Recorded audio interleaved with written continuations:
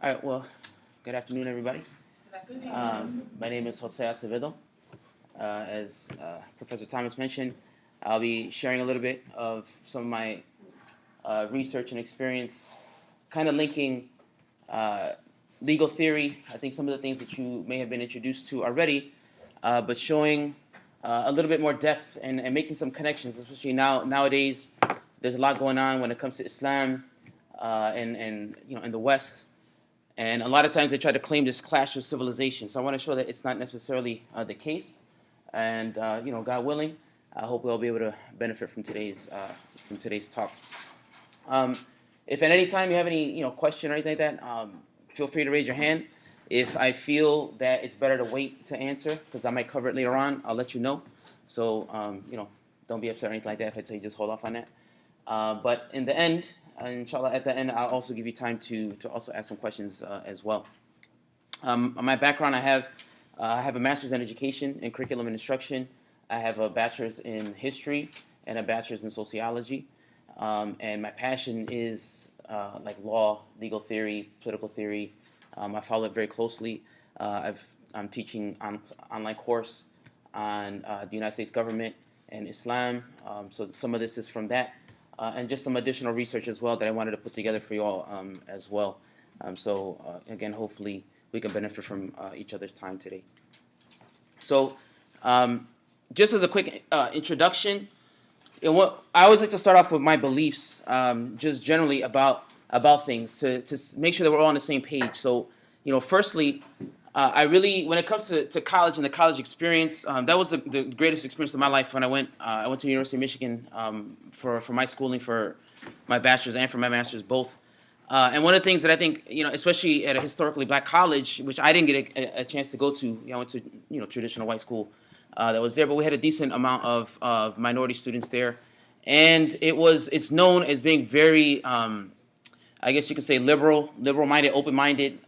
University of Michigan, if you know anything about during the time of the Civil Rights Movement, one of the universities that's really well known for a lot of activism was the University of California in Berkeley, California, and like Michigan is known as the Berkeley of the Midwest. We had a lot of Black Action movement. They called it BAM on campus. Even when I was there, there was a second BAM movement and things like that. So I really think that coming to university is the opportunity for everybody to really expose yourselves to things that you normally would not be exposed to, for you to develop and elevate some of the thinking that you already have, also to challenge yourself and to challenge others, right? Not just to take status quo and not just to accept what people say. One of the things that I always try to teach my students, no matter what age they are, from middle school, high school, all the way on up, is that always question. Always question. Don't just take what people say as being the God-given truth. Always question. Find out for sources and whatnot, and come to your own conclusions. And I think that's whenever you do that, it becomes stronger and more solidified in your heart and in your mind. So that's one of the things that I think is really beneficial about the college experience if you do it right. If you really do it right. And finally, I think through that whole process, you gain an appreciation and a level of respect for the way other people think, even if you disagree. But at least if you have that interchange and that exchange and the back and forth and the dialogue, it allows you to gain that love and appreciation for this quest towards knowledge. And I think it's very, very important for all of us to try to do that. So today, my goal is to try to introduce some concepts to everybody. And actually, some of them may not be new, but there may be things you never thought about before with some of the concepts that are old. Also, to introduce some new people. Again, as Dr. Thomas was mentioning, you maybe have, excuse me? Professor Thomas mentioned was that you may have been exposed to a lot of thought and theory and people from a very Eurocentric type of persuasion. So today, I'm going to try to bring in some others, and there's so many more. This is the beauty of knowledge. When you seek, you start discovering that there's more and more to challenge some traditional notions, and then to lay the foundation again for future study. So hopefully, it'll be interesting enough for you all to go back out and do some research on your own, and to continue your studies further. So one of the things that we often do is we close our minds, and a lot of times, and it's not just in a Eurocentric way, but just in any kind of ethnocentristic way, that we like to say, oh yeah, we did it first. right? We were the first to discover this. We were the first to invent that. We were the first to do this, and that. And, I think a lot of times we have this assumption like, okay, it never would have happened if I didn't do it, which is not true, right? Like they say, oh, these people were the first people to use paper. Like, you think paper wouldn't have been discovered if the Chinese didn't do it? Like, maybe not right then and there, but it would have been discovered eventually, right? Like the traffic light, like somebody would have discovered that and made something up similar to that at some point, right? So, a lot of these things, when we have this mentality of we did it first and I'm bigger than you, my daddy's bigger than your daddy type of mentality, it closes our minds. It closes our minds. So I want to make sure that we keep our minds open, that even if it is true that somebody did this first, or even if it is true that they were able to come up with a new concept, a new paradigm, right? That it's not necessarily that they were just, it was done in a vacuum and nobody else could have come up with that. Okay, give them credit. Maybe they did it first. But nothing is in a vacuum. Nothing is in a vacuum. So a lot of times we make some really big mistakes when we make decisions because of this ethnocentristic view on things, right? It really breeds this idea of supremacy, particularly white supremacy, but just supremacy at large. And again, it closes our minds. So one thing that, I just really, really want to emphasize, and this is across the board, whether it be in the natural sciences, the social sciences, or in technology, is to understand that there's always context. There's always context to things, right? And unfortunately, you come up from K to 12, and for example, when you're learning history or economics or something like that, they teach you things in segments, and there's no context. So you jump and you learn like American history from the Revolution to the Civil War, for example. But they don't teach you the context what happened before that. And then they'll jump you to European history, and then they jump you to African history, the whole continent, which is ridiculous, but they say African history, right? And there's no context. There's no connections made. There's always context. So whenever you're learning, always try to find context. And whenever I teach, I try to provide some level of context. Now, this is, I'm only here for a short period of time, one day kind of a thing, so I had to fly through some things, but I just wanted to kind of put that out there, again, to keep your minds open. And once you understand the why, once you understand some of that context, right, then you can start investigating how things happen and what happened and look into the more detailed type of things. All right, so just some general stuff. All right, so now that we have our minds open, okay, now we have our minds open and thinking about some context, I want to talk about this idea of natural law. I don't know, have you all at all discussed natural law in this class or been exposed to it at any time in the past? Yes? Okay. So the idea of natural law, since you've been exposed, I'm not going to take too much time on it, but the idea of natural law has been around for a long time. The Greeks were pretty much credited with coming up with this idea of natural law, and it's been debated for centuries, okay? The Greek viewpoint of natural law was that everything that exists on a scientific level, whether it be natural science or even on a social science level, our interaction with each other as human beings, or again, the world and how it functions, everything could be figured out logically, right? The human mind can figure out these laws that are natural to the world, okay? This is, in a nutshell, their premise. And they're laws, so it should be easy to kind of figure them out. All you got to do is just take the time to reflect and think about it, and you will discover these laws that are natural, okay? And they have to be that way. In order for the universe to function, they have to be that way, right? It can't just change up, right? I can't just let go of this and it'll just stay floating in the sky, right? It has to drop, because if it doesn't, then the world will be in chaos and the universe will be in chaos and it'll be a mess, right? So there's a natural law of this thing called gravity. Maybe they didn't label it, but you know what I'm saying, right? Now today, there's a little bit of a difference in this, in that the Greeks, again, they thought logically you can figure this stuff out. Nowadays, with science, they say you use a scientific method to try to justify and experiment and figure out all these things, okay? And then that same thing could be transferred to human nature. That's also part of natural law, as I mentioned before. So this is kind of, in a nutshell, the Greek concept of this idea of natural law. Now, there's a shift.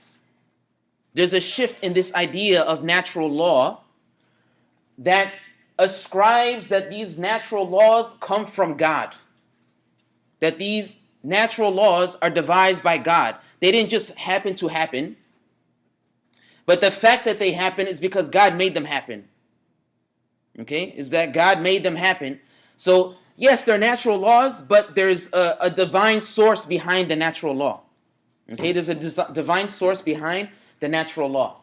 And this is really what I want to talk about in the big chunk of this of the talk today, and then we'll get into some other things as well, inshallah, God willing.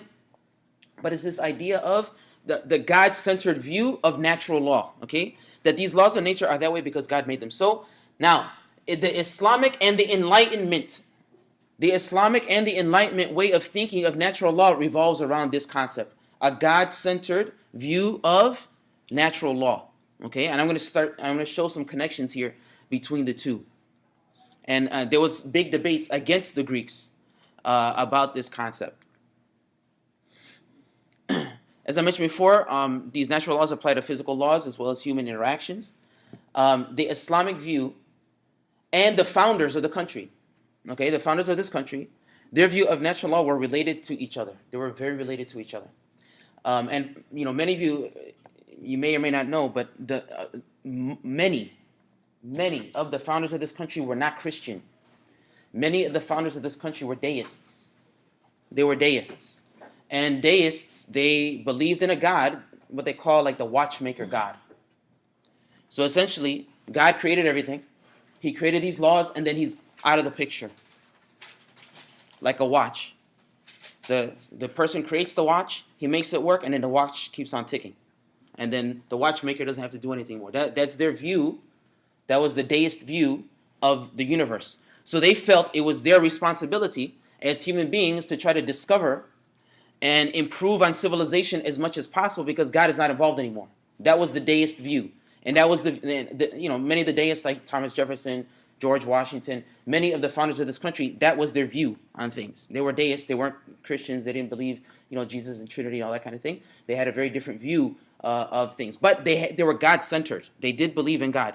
And Harvard University, which was the first university here in the United States, was established by Unitarian Christians, actually, not Trinitarian Christians. And even to this day, they always make sure that they have at least one Unitarian professor on their staff to keep with their tradition of having that Unitarian concept. So just as a side, bit of information. Now, when it comes to Islam highly encourages for scholars to study the natural laws to try to figure out God's divine design for the universe. Okay? So there's an actual link religiously between studying natural and social sciences with religion, which is a little bit different from the founders. Again, the founders believe that God created everything. He created those natural laws, and they're there. So our responsibility as human beings is, again, to create the best society possible using our minds. Okay, our studies, our minds, and things like that. On the other side, Islamically, the view was that God created everything. He created those natural laws, but God is still involved. So we still pray and things like that. And God reveals also, right, with scripture and things like that. But he also reveals other knowledge. And our job is to pursue that knowledge so that we have an understanding of the universe. And through that understanding of the universe, we can create better societies. So the goal was similar. The approach was slightly different. But it was God-centered, which was different, again, than the Greeks, which did not bring God into the equation. It was all from the human mind. Okay? So a little bit different. John Locke, we heard of John Locke? Right? John Locke had a similar view. And I'm going to show some circumstantial evidence that he may have been actually influenced by Islamic thinkers to his view on this, his view of natural law. Because we know John Locke was an Enlightenment thinker who influenced Thomas Jefferson and Thomas Paine here in the United States, which influenced, the Declaration of Independence and just the whole, revolution and whatnot. So again, John Locke may have been influenced by Muslim thinkers like Ibn Tufayl, who was a student of Al-Ghazali, and Al-Ghazali was somebody he wrote a whole book, and I'll show you this in a second. He wrote a whole book attacking the Greek view on natural law. arguing for natural law, but attacking the non-God-centered approach to this idea of natural law. So, and I'll show some of those connections in a second. It's a little bit small, so I try to highlight it so you can kind of see some of these connections. But there's some potential. Again, circumstantial. It's not definitive, but it makes some sense about some of the connections between Islam and natural law theory that happened in the Enlightenment. And one of the things that, going back to my original statement about context and understanding things in history, right? During the time before the Renaissance in Europe, Europe was in what they call the Dark Ages, right? The Dark Ages, medieval times, right? During that same period, Islam was in its golden era. In Baghdad, in Iraq, mathematics and medicine, all these things were being discovered. And they actually discovered Socrates, Plato, and Aristotle's writings and translated them into Arabic. They were lost to Europe. And it was from the translations into Arabic and then retranslated back into Latin, where Europe was able to make their connection back to Greek civilization because of that Islamic influence. And likewise, in Islamic Spain during that same time, so you had in Iraq in the east, and then in the west, Spain. Spain was a Muslim country for almost 700 years. For 700 years, Spain was a Muslim country, and they had, the biggest universities in Europe. Actually, before there were even universities in Europe, and many of the learned of Europe would travel to places like Cordoba, like Sevilla in Spain, in Granada, in Spain to study, and then they would take it back. And there's some circumstantial evidence as well that this idea of giving degrees in a university came from the Islamic educational system of what they call ijaza, or a certificate of completion of your studies. And that was taken from Spain and from the Middle East, and it was transferred back to Europe. And the first university, again, just some side little tidbits. The first universities were in Morocco. The first one in the world was in Morocco, and it was established by a woman in about 1000.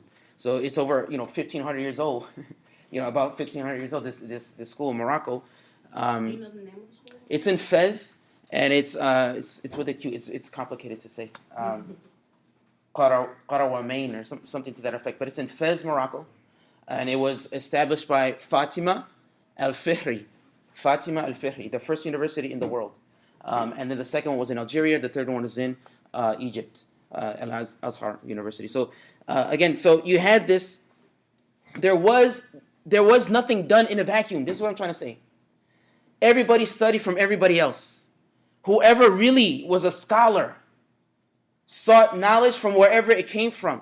So people would travel from Europe and go to these places and learn their languages so they can get the knowledge and bring it back. That was the tradition of scholarship in the world in the past. Right? Now it's easy. You go online, you do stuff, you come to these universities that are accessible. It wasn't like that before. People traveled it, but they had that commitment to do so. And then even before that, to say that Islam came up with this stuff on its own is also not realistic either, because they took from the traditions of India and from China and things like that when it comes to their mathematic learning and whatnot once things spread. So everybody's learning from each other. They had an appreciation for knowledge wherever it came from. And if it was beneficial knowledge, I will use it. Now, of course, everybody comes with their slant and their perspective. And that's okay, right? Everybody in here is going to have a different perspective based on your educational backgrounds, the experiences that you had in your life, whatever things that your interests and passions and desires are. You're going to look at the same class, the same course that everybody's taking in a different way and use it differently in your life. Some won't use it at all ever again, right? Real. And some of you will be very interested and continue studying similar type subjects, right? Everybody's going to be a little bit different with that, but that's okay, right? As long as we value knowledge, right? So this is what they did. So there's an author by the name of Russell. He wrote a book called The Arabic Interest in Natural Philosophers in the 17th Century, right? In 17th century England. So that's the title. In blue is the title of the book, okay? And he gives some circumstantial evidence that John Locke, again, was influenced potentially by Muslim thinkers, okay? So he posits that a philosophy of natural rights endowed by God due to his exposure to the ideas of Ibn Tufayl and the memoir and the mentor of Ibn Rushd. There's a very famous philosopher called Averroes.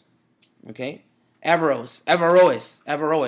That's the Latinized name of Ibn Rushd. Okay, Averroes. And there's a famous painting. I think it was done by Michelangelo, that it has all the world's famous philosophers. I should have put the pictures because I'm sure you've seen it before. And there's all these thinkers: Socrates, Plato, Aristotle. All these guys are up there, and they're just there looking like they're all thinking about stuff, right? In the corner, there's a dark-skinned guy. That's Averroes. That's Averroes. They recognized back then the importance of Averroes. So this person, Ibn Tufayl, was the mentor of Averroes. And Ibn Tufayl, who was a student of Ghazali, like I mentioned before, was one of these that really put this God-centered view of natural law. Now, in Locke's own diary, he mentioned that in 1671, he had a perspective shift on his view of natural law. Okay?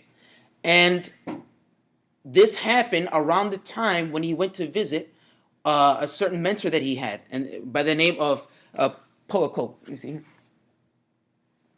And that same year of that visit, this mentor of Locke had translated the writing of Ibn Tufayl, and it was called, this Philosophicus Autodidacticus, something like that, right? And there's a very good chance that Locke was exposed to this.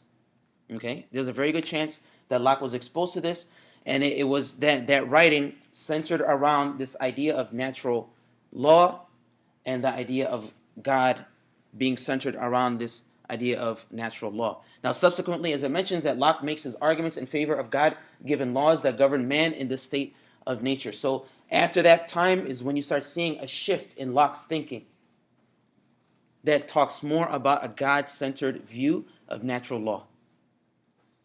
Is it definitive? No. Is it very possible? I mean, it makes sense that there could have been a connection. And even if he didn't directly get it from even talking to his mentor, who obviously knew that book inside and out, there could have been some influence, whether direct or indirect. Okay, so again, things don't happen in a vacuum.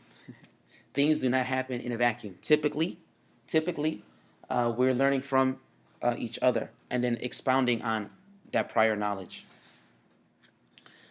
Some other potential influences on this idea of natural law is during the Crusades.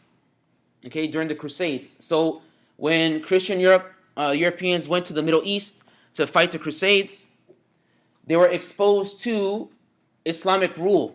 Okay, under the leader of the Muslims at the time was named Saladin. Okay, and most European writers speak very highly of Saladin, even though he was the enemy and whatnot, but because of his nobility and character and things like that. But one of the things that they noticed was how Saladin, even though he was the quote unquote king, lack of a better term, of the Muslims there, he was a citizen. He was a citizen leader. It wasn't like the nobles in Europe, where you had this feudal society and the king was above the law and all that kind of thing. Like, no. He was a citizen. He was in charge, but if something happened and he did something wrong, he would be held accountable by the rest of the citizenry. And this was remarkable to them. Like nowadays, it's like, okay, whatever. But you got to transport yourself into that time period and really kind of understand what they were going through at that time. They had kings and they had popes. And whatever they said, they had to do. I mean, there was no question about it, right? And there were nobility. They were by blood, you were in charge, and that was it. You just accepted it, right? So they saw something different. So besides some of the, the technological things and exposure to spices in their foods and soap and things like that they took back with them to Europe, they also took this concept of a citizen leader. And then shortly thereafter, you see the Magna Carta passed.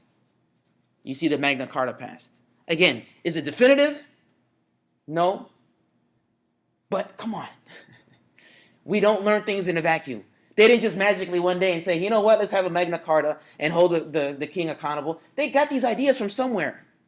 They got these ideas from somewhere, right? Maybe they tweaked it, they changed it, they elaborated on it, but our experiences shape us, and they shape our thinking. So again, some circumstantial evidence of some connection between the way of Western thinking from things from the East. And just for some others, for yourselves, for further research for yourself, some names of people that you might want to look up to get more information about them. And we'll talk briefly about them a little bit later. Any quick things so far?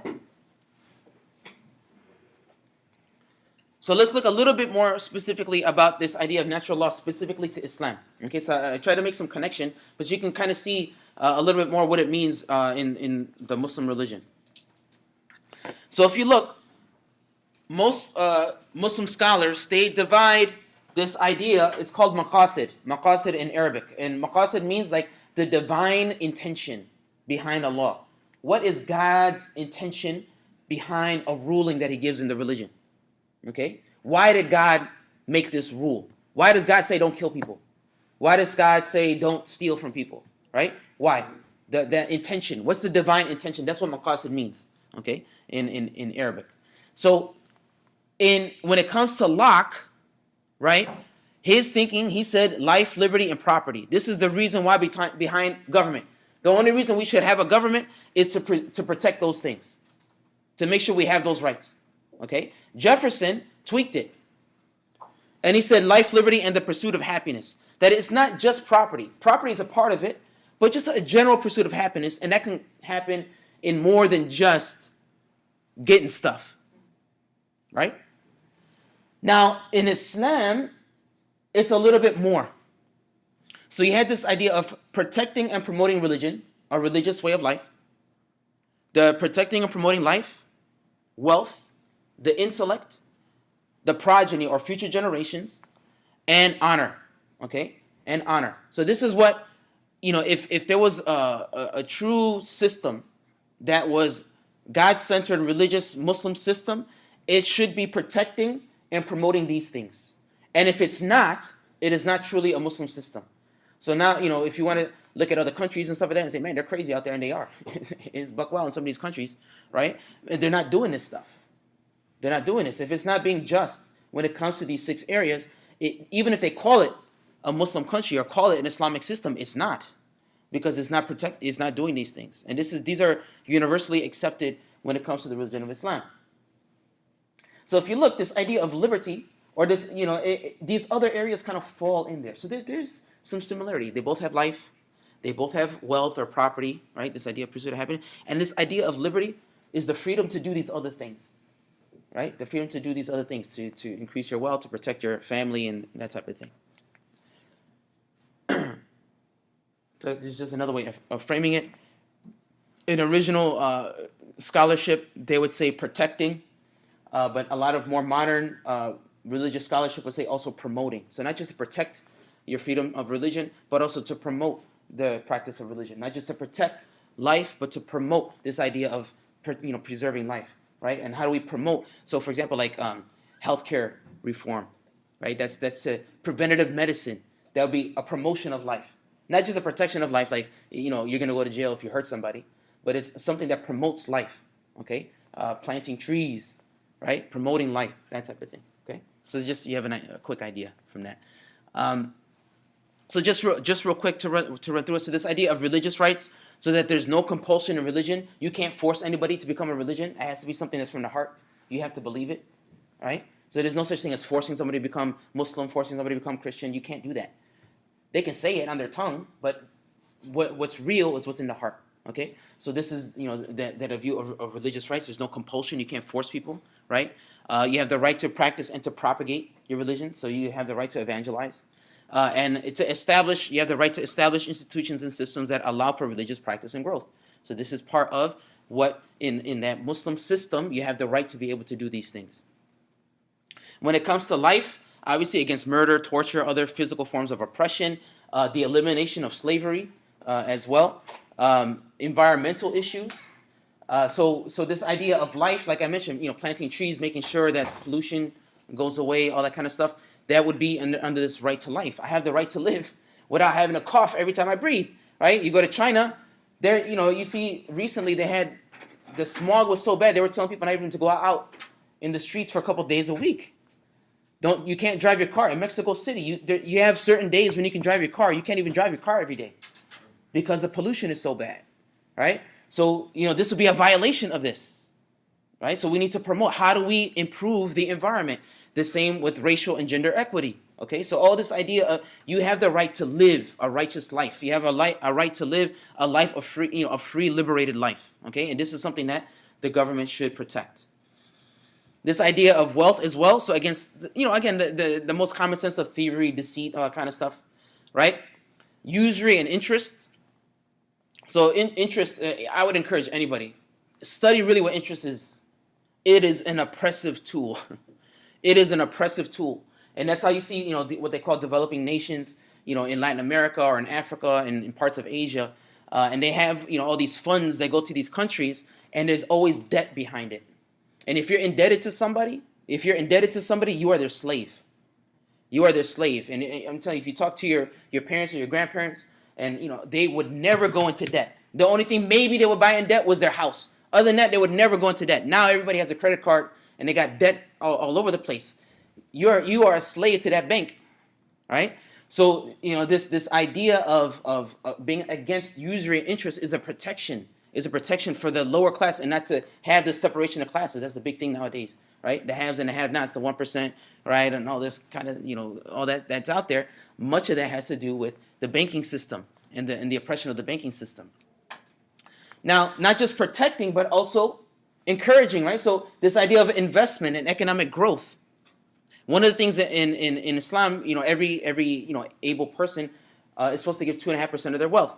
Okay, so this is something that taking care of people as charity, right? But you're also not really encouraged to just save up and hoard. Why? Because they want that money to be out in the system, because that empowers the community, right? You yourself can be wealthy, but if it's not going back into the community, right? You're not spending in your community. The community remains weak, right? And that's some of the problem with these big box stores and stuff coming into neighborhoods. Is that it closes the mom and pop shops, and then the money going to the big box stores is not in the community. It goes back to wherever the corporate headquarters is, states away, right? Keeping the money in the community, but using the money, promoting wealth. Okay, social welfare and assistance, zakat is that charity that I was talking about. And interesting, if you know the Arabic root for the word zakat is this idea of purification.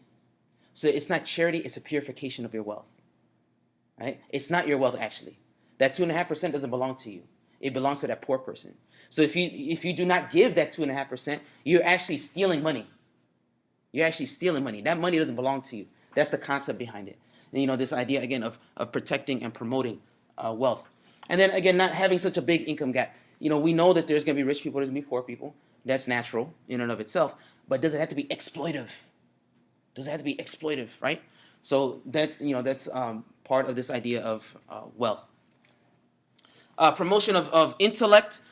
So originally, there was prohibition on being intoxicated while you're praying, right? Because you can't focus. This is your time to be with God, and you pray. And if you're buzzed and you don't know what's going on, right? You can't do that. You can't do that. You need to be focused. But slowly, it turned into, again, this idea of promotion, not just preserving, but promoting. So promoting literacy. During the time of Muhammad, he would, if there were prisoners of war, he would free them if they taught 10 people how to read. You teach 10 people how to read, you go free. So they would teach 10 people to read, and they would go free. So there's this promotion of literacy, right? Advancing science and technology, traveling to seek knowledge, like we talked about before, avoiding this herd mentality, right? And this kind of goes hand in hand here. Like if you always stay in your neighborhood, or you always stay in your school, you're always surrounded by the same type of people, you don't learn anything else. You don't get to think outside the box. You don't open your mind, like I mentioned at the beginning, of the talk, right? You have this herd mentality. So, I always keep throwing stuff in, but the internet. We have time. The internet. They say it's wonderful because there's so much information that's available, right? Which is true. But what it does do is that if you already have a certain view on something, it's easy for you to just go to those sources that repeat your view. And you get comfortable in those sources because it's easy to get to, right? So if you're pro this or you're anti that, you can go to that and never be exposed to anything else your whole life because it's there in the internet. Before, when we had only 3 channels on TV, you were forced to watch stuff, right? Like, even if you didn't agree with it, that's all you had. So you had different views on stuff. So avoiding this herd mentality is really important. Otherwise, you will always stay in the same place, right? And then avoiding brain drain, meaning, that people, you develop the people and then they go overseas or they go to another country to study or to work, right? You study them up, you invest in them, and then they leave, right? No, if you did the wealth thing and you kept things, you developed your community, your society to be strong, then the people won't have a desire to leave. They'll stay there, right? So you don't want to have that brain drain happen. And that's what's happening in a lot of countries as well, right? People, they get their degrees overseas and they come over here and they get our jobs, right? And then, we're stuck. Their countries suffer, our people suffer at the same time. Everybody suffer, right? Lineage, so, the original intent, for example, like against adultery and things like that was, one of the big reasons was knowing who the parents are. Like, who is this child? Who is the parents of this child for inheritance purposes and just for historical purposes, right?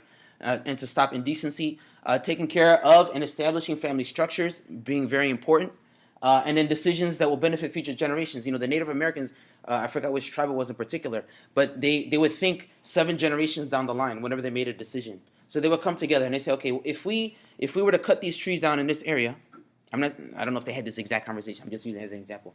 But if we cut all these trees down in this area, what's going to be the effect 7 generations down the line?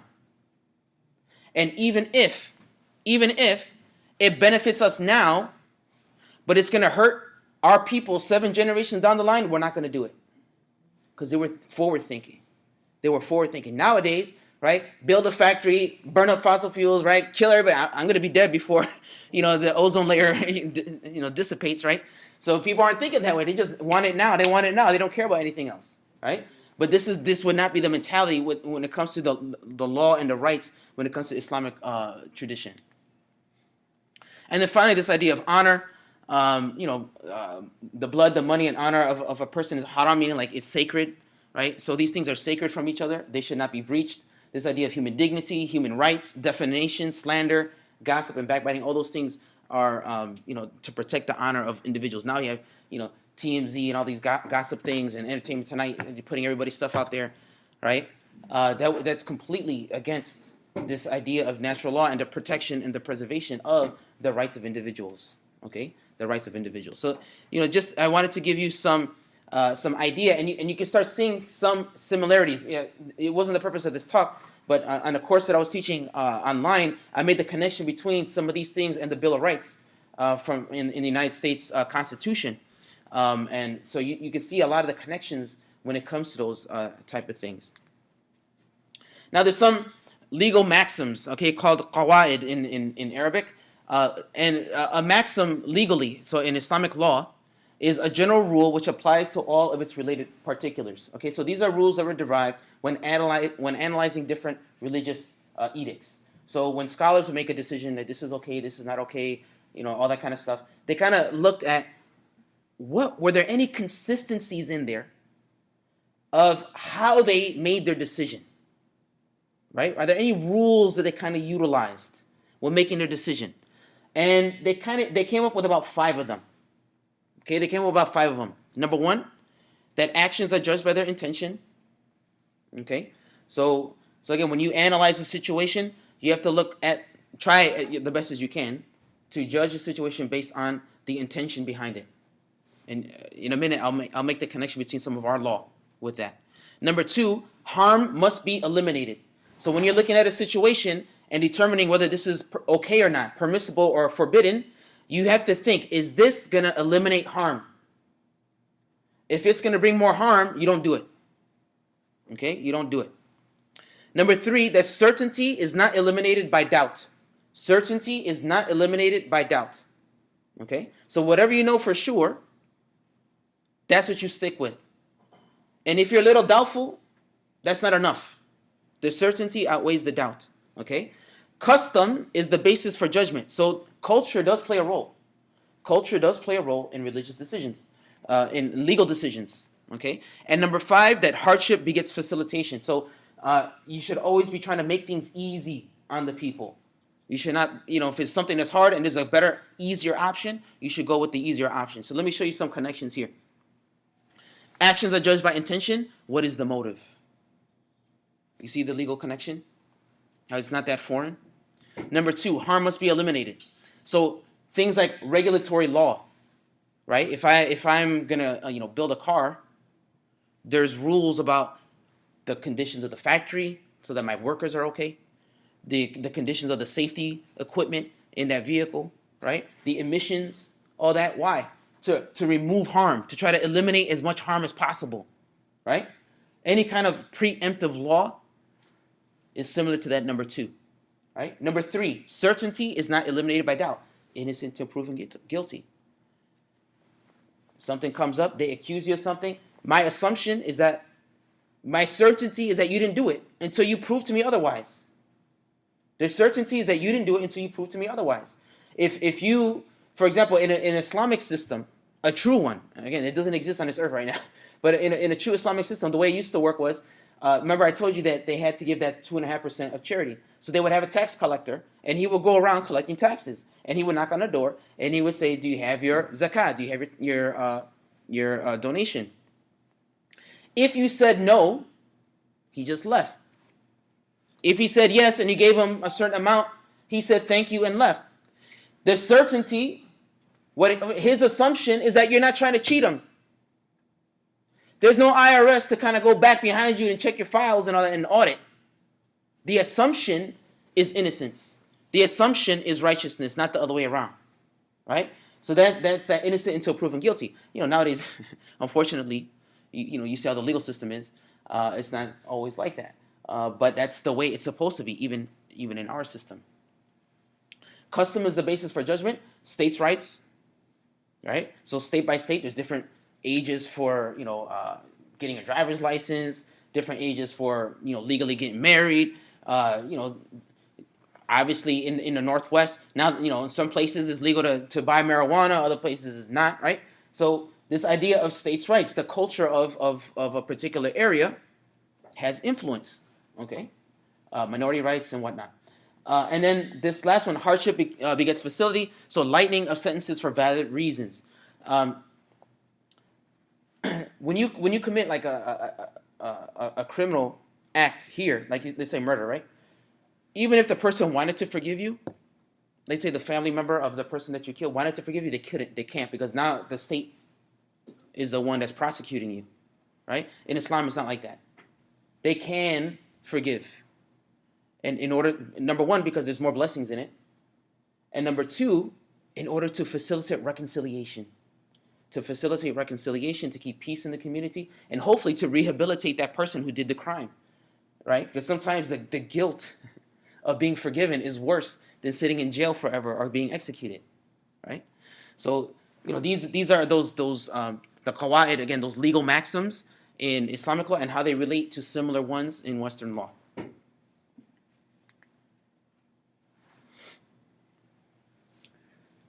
Some other contributions.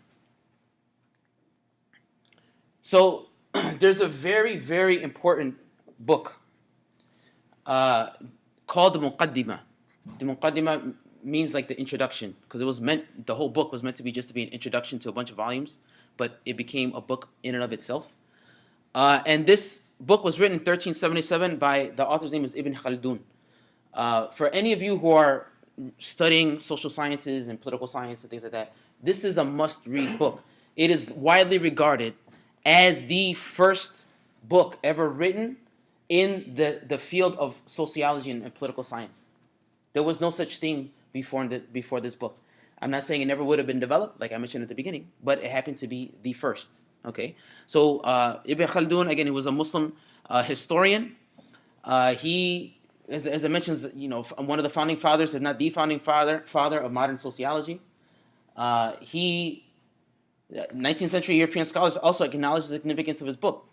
and they would study it and read it and try to analyze their own situations, governmental situations, based on the things that he said in his book. So, for example, something in his book would be like, okay, if you're a ruler and you have too high of taxes on your people, you can expect this type of reaction.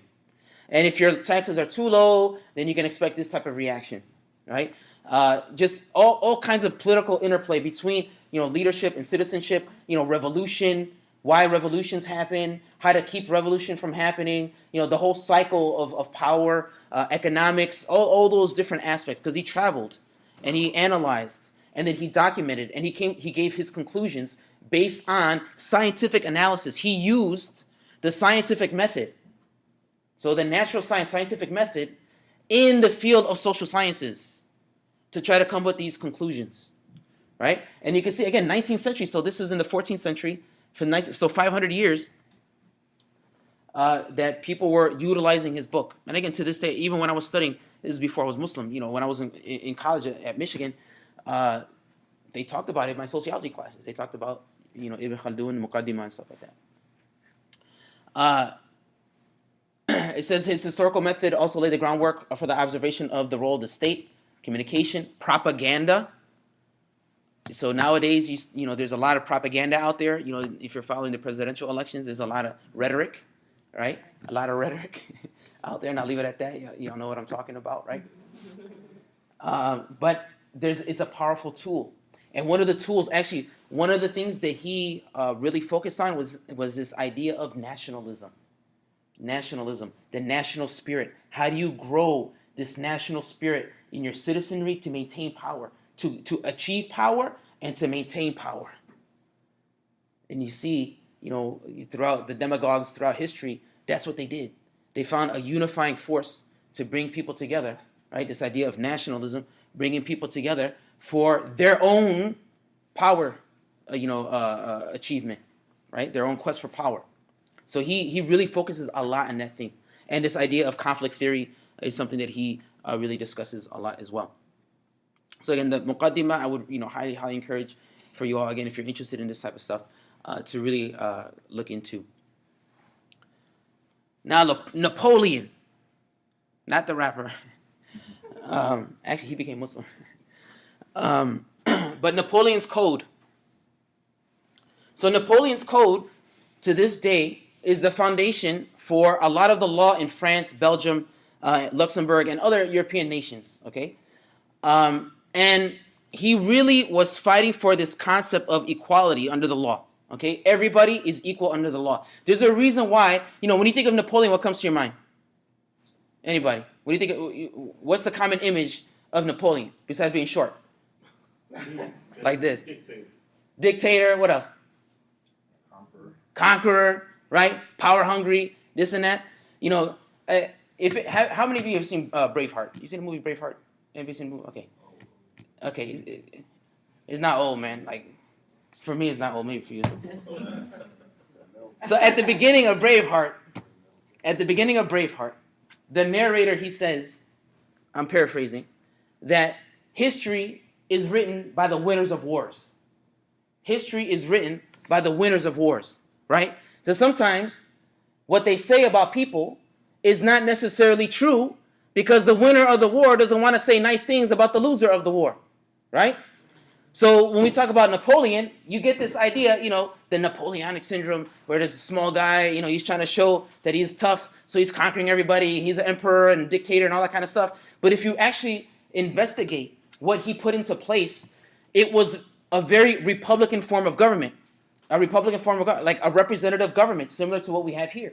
And he was calling for equal justice under the law of all citizens. So if you're a king in England, right, you don't like that. You don't like that. So when he loses and you, as the conqueror, win the war, you're going to say bad stuff about him so that people don't go back and really read what he was really about. So Napoleon, again, he was about ending feudal rights. So, feudalism, the idea, the kings, feudal society, right? And the oppression of the king owning all the land and the workers are basically working for the king, all that kind of thing. He was about eliminating that, right?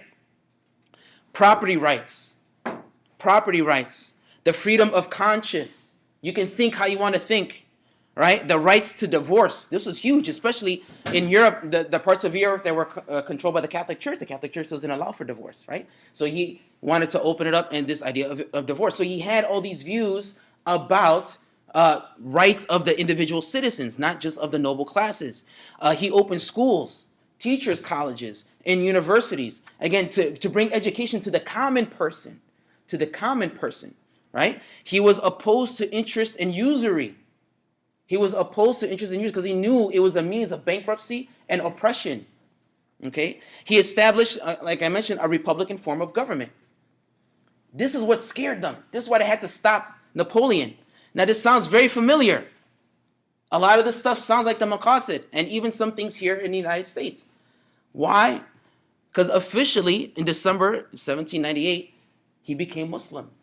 Napoleon was a Muslim. He spent a lot of time in Egypt, conquering Egypt, okay, in that whole region. And he grew an affinity towards Islamic culture. Now, there's some that say that he did that as a tactical move. And that very well could be true.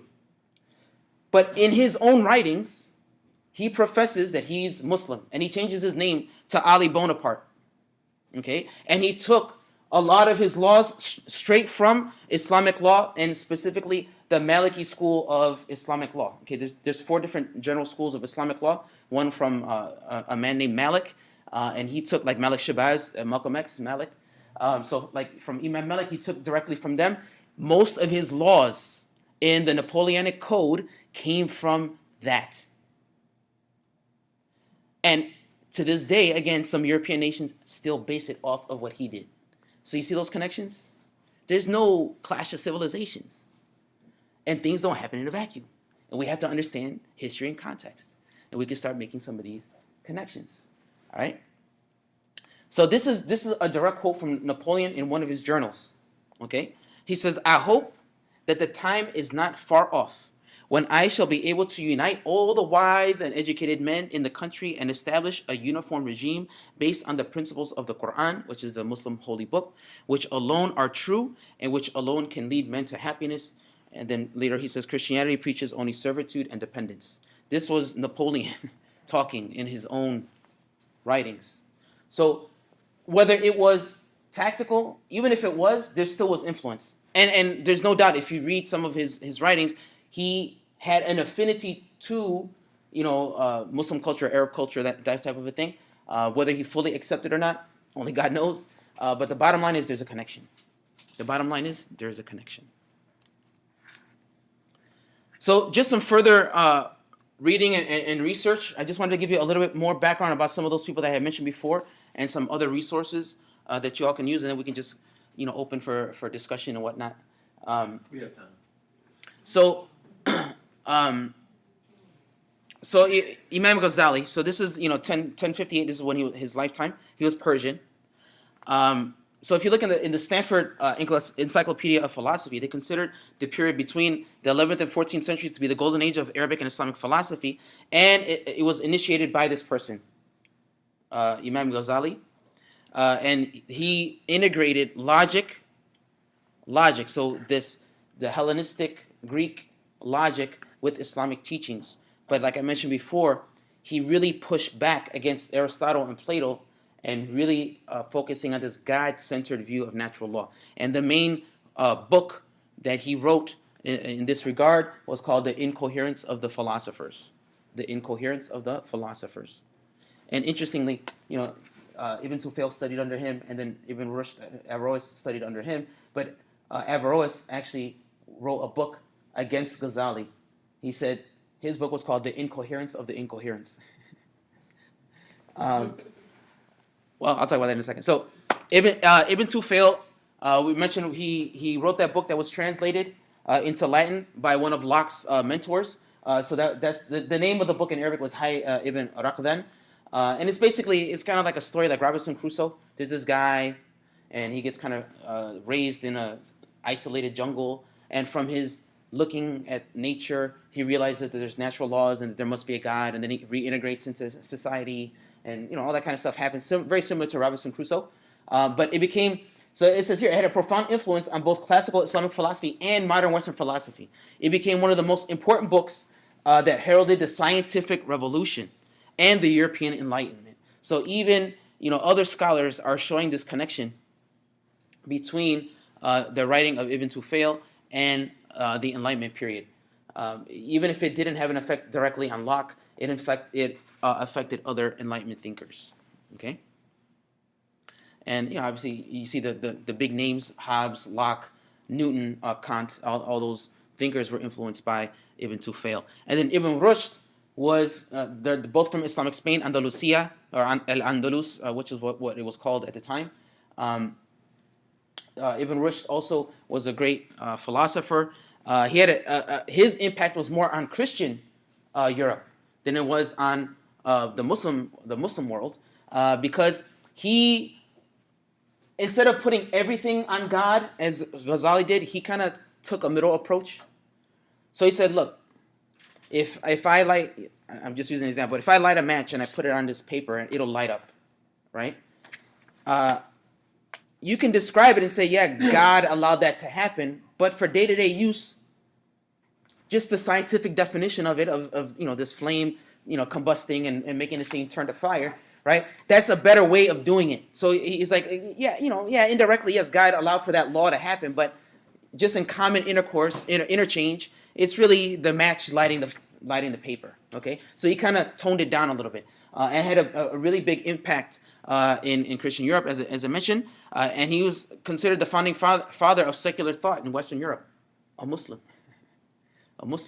right, and was known, as a commentator for his details on Aristotle. So a lot of what brought Europe into the Renaissance and a lot of Enlightenment thinking came from that interaction, whether directly or indirectly, with Muslim thinkers.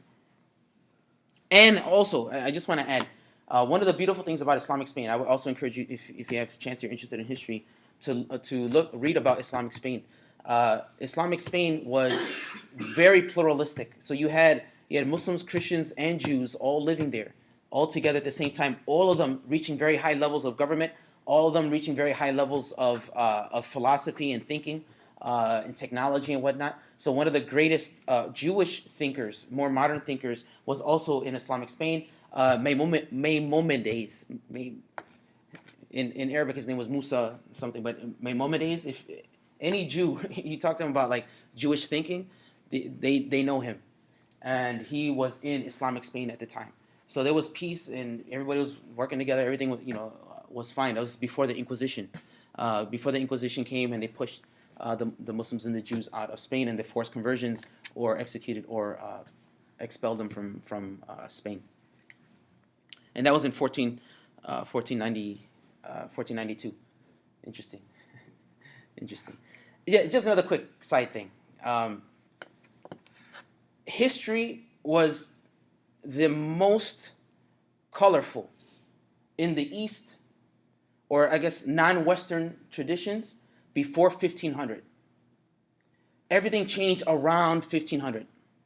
Everything changed around 1500.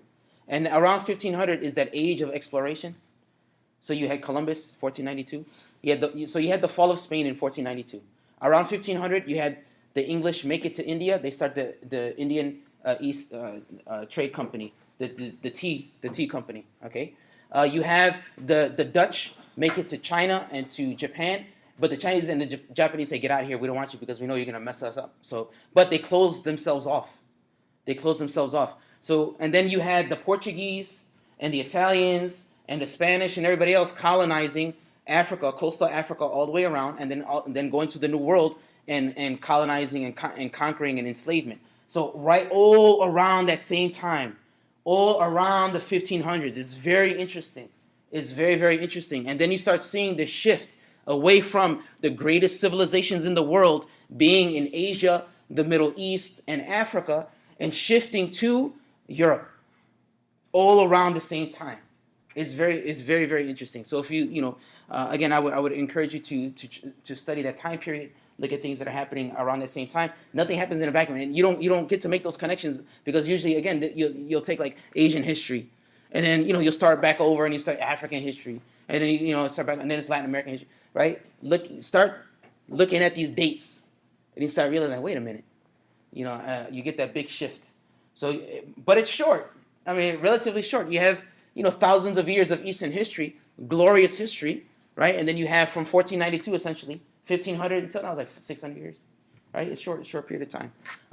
But again, to think that Europe just happened to do that themselves is ignorance and arrogance. That goes back to that ethnocentric, view of things. There is no way that any civilization by themselves just came up with everything. There's no way. It was from that interaction from those from other places. And even more, like today, my focus, obviously was on Islam and the Islamic influence on things. But there was tremendous influence from other parts of the world as well. That, we would be remiss to not make those connections as well. And just moving forward, some readings that you can do. So there's links here. What I'll do, I forwarded a PDF and a PowerPoint of this to Professor Thomas, so he can forward it to everybody, and it has the links on there. So if you just click on those underlines, they're actually links, and it should take you to different websites and stuff like that. So you can see different books if you're interested in learning more about the maqasid and just an intro guide to it. You can click on those two links. Again, the qawaid, or those legal maxims, there's a PDF there. You just click on it, the PDF will come up. The muqaddimah, the whole book, is on PDF for free, so you have to buy it. You can just click on it, and the translation is there. There's a very interesting book that was written about Thomas Jefferson's Quran, Islam and the Founders, by Denise Spellberg. It's a really interesting book. In Thomas Jefferson's library, he has a copy of the Quran. He was very well read. He has his notes in it as well, so it's obvious that he read it. When the first Muslim representative in the House of Representatives, Keith Ellison from Minnesota, when he was sworn into office, he used Thomas Jefferson's Quran to swear, to protect the Constitution. He used Thomas Jefferson's Quran. So there is evidence of, the knowledge of many of our founders with Islam and the Quran and stuff. And just so you know, too, the first country to recognize the United States after the revolution was Morocco. Morocco was the first country to have diplomatic relations with the United States, a Muslim country. And that cool sword that the Marines use, that's also a North African, it's an Arab sword. And I forgot the history behind it, but it's like a gift that was given at that time. Some stuff about Napoleon, very good source, Napoleon and Islam. That's the name of the book by Christian Scherfields. And it has actual documents that Napoleon wrote, translated, so you can see like his own words and his views on things. And then just some articles and other information. So there's a website called Muslims for Liberty. They're kind of libertarian, whatever kind of thing, but they have a lot of articles connecting the founders, natural law, all that kind of stuff to Islam. So you can look at that website. And then similarly, the Minaret of Freedom Institute, same type of thing. They have a lot of really good articles that show these connections, some of the things that I mentioned today, and some other information on those type of connections.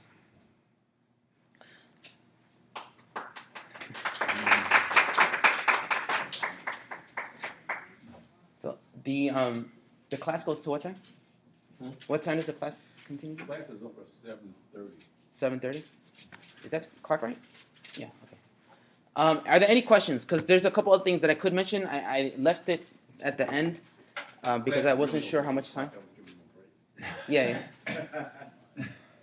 So, we can do quick questions, take a break. Then if you want to come back, we can do it as well. Any questions, comments? Yes, ma'am. In the beginning of your, thank you very much for coming You're welcome. today. It was a very interesting presentation, and I learned a lot of things that I didn't know already. So thank you. Thank you. So in the beginning, you reference in terms of the Islamic nations and their influence on the natural law or human nature, right? And you touched on China, and you touched on Europe, and and all those kind of. What type of influence would you say? How is Africa countries associated? Like, what was their thought process, and what kind of influence would you say that they had on this natural law? So to be honest, I don't have a lot of experience with Africa. Um, the from what I studied in Africa, because I did take some classes on West African history, was more after the spread of Islam in Africa. So there's a lot of similarities, but it's from that time period of the kingdom Mali and Songhai and those tribes that were in Western Africa. So it would be similar because it has that religious base. So if we're looking for non-Islamic contributions, I don't know, to be honest with you. So I don't want to just speculate on that. Okay, So I apologize. No, that's fair. Thank you.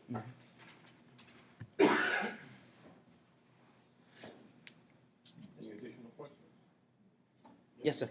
You know, it's funny that you mentioned Thomas Jefferson's Quran, right? And going back to some statement that Professor Thomas had made in the beginning of the semester is that a lot of this stuff is, you know, here it is. I'm 52 and I'm just hearing about Thomas Jefferson reading the Quran. You know, this is stuff that they keep hidden from us. You know, and even the generations that are coming behind us. You know, because I'd have never, if somebody would have told me that Thomas Jefferson had read the Quran. Well, let me also inject this. Thomas Jefferson studying Quran, the president talked about that all the time. There's a book out of Thomas Jefferson's Quran. This is not hidden. But as long as they can keep you busy with bebop and rap and not thinking, they never have to work. They never have to work. Thinking is dangerous. Free thought is dangerous. And I can say that again. Free thought is dangerous. But as long as they keep you glued to that radio, and they can put these things in your head as you walk down the street, you have free time to blah, blah, blah, blah. You don't think. So, you know, sometimes like I said, I have a master's in education and in curriculum development particularly, and the purpose that they taught me behind curriculum development in schools is two things. Number one, to make good citizens, and number two, to make good workers. This is the intention behind curriculums, okay? So really think about this, because on the surface, that doesn't sound bad. And it's not bad necessarily, right? But if to make good citizens, what does that mean, really? Somebody that just listens and obeys, right? There's no questioning involved in that. There's no critical thinking in that, right?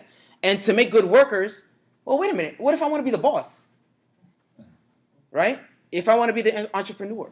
It's not about empowerment, okay? So this knowledge, though it's out, it's there, it's like hidden in plain sight, right? You know, it's not necessarily difficult to find this, but sometimes you don't even know that it's out there to find, right? To be able to explore and to figure out.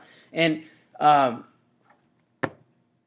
would take a little exception to the hip hop thing, because it helped bring me to Islam, you know, back in the in the 90s and stuff like that. But it was a very different time and a different era, and it was about free thinking back then. It wasn't just about making money, right, and exploiting, you know, situations and things like that. It was consciousness, you know, at that time.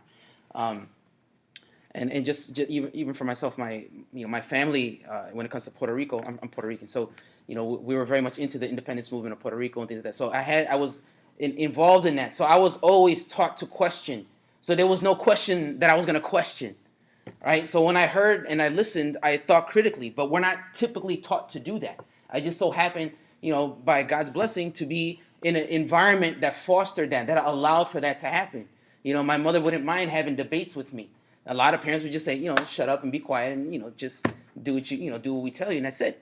And in the school as well, I went to a very open-minded elementary school growing up that really, how can I say, fostered this love of culture.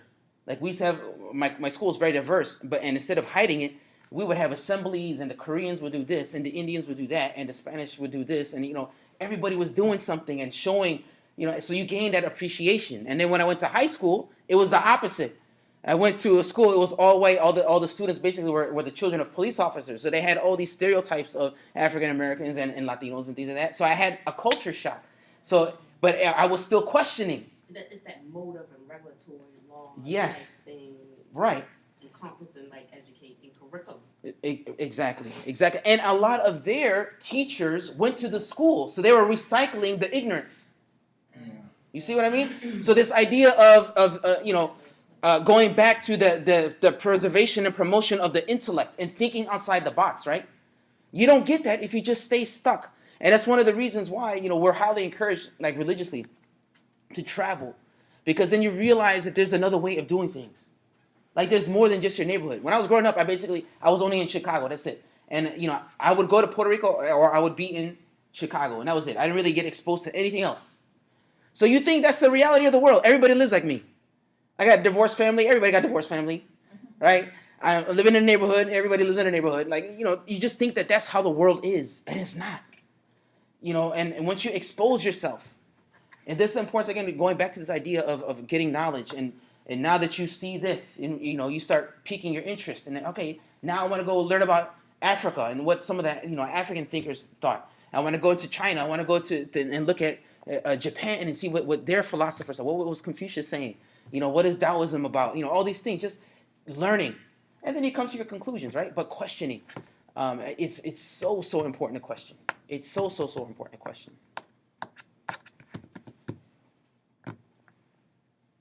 Yes, sir. I got a question for Professor Tom. We leaving early tonight? Now, one of the things that I'm trying to get Jose to do, and he's partially agreed, to teach the courses on Africana studies. Hopefully next semester, but if not next semester, I think you can be encouraged. I think this guy has a gift in terms of teaching, and I think it's very good. But exposure, like you said, my interest is to expose you to different thoughts. If you don't have this prison on your mind, thinking that everything evolves around you. Everything. Because that's the way we're taught. We're taught from the European perspective. It's not wrong, but it's not right. Yeah.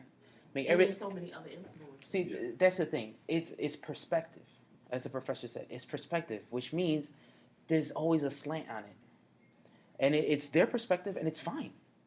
But there's other ones. And we need to be exposed to it. And honestly, when Professor Thomas told me that there was no Africana Studies, program at a historically black college, I was like, what? Like, we had it at Michigan. We had a very good one, very strong. We had, world-renowned professors that were there. And I mean, I thought it was just common knowledge that should be there because you have to get perspectives. And there's growing evidence in the field of education that schools, elementary schools in particular, and high schools as well, that focus their education with, I'm talking about for African American students, from an African perspective, has a huge impact on their achievement. So why aren't we doing that, right? But we have to know what that perspective is before we can take an approach in our schools to be able to teach that way, right? Or in our universities, for example, as well. So, yeah, hopefully we can put something together. Most of the people here are political science students, but they have broad minds sometimes.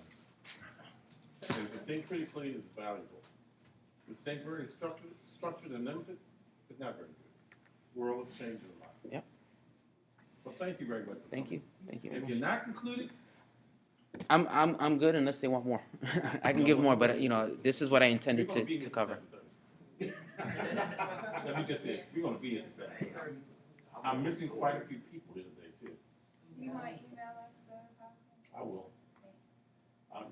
Intellectual goals, and I think the exposure is the beautiful. You open your mind. And expose to different things. So that one of the reasons why, here's some of the books just so you can see what they look like. One of the reasons why I don't tell you that I'm going to give you the PowerPoint ahead of time is that you won't take notes.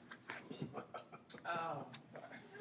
And educationally, when you write, and you hear and you see, you're using multiple parts of your brain, and there's a better chance that you remember. But if I just told you, oh yeah, you're going to get the PowerPoint anyway, you're not going to write, you might not pay attention too hard because, I'll just look at it later on, right? So you lose that aspect. So I would always encourage, take notes, be interacting with the material that whoever's giving it, so that you have a better chance of retaining the information. I will post it on Blackboard by Monday, Yeah, this is Friday, my website. Friday. Friday.